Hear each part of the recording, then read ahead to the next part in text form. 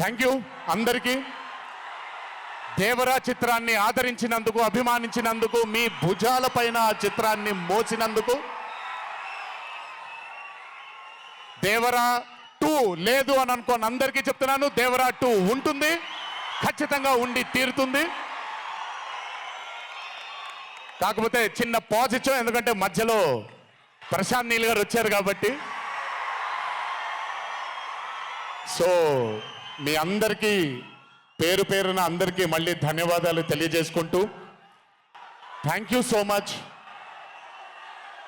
మా నాన్నగారు ఉన్నప్పుడు ఎప్పుడు చెప్పాను, నాన్న జన్మనిచ్చినందుకు చాలా ధన్యవాదాలు, కానీ ఈ జన్మ మాత్రం వీళ్ళందరికీ అంకితం అని.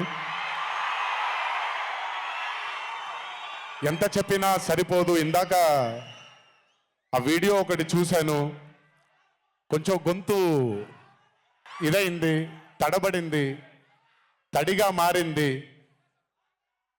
ఆ వీడియో చేసింది వంశీ దగ్గరుండి చేయించుకున్నైనా సరే మీ అందరి గుండె ఉంది ఆ వీడియోలో. Thank you so much.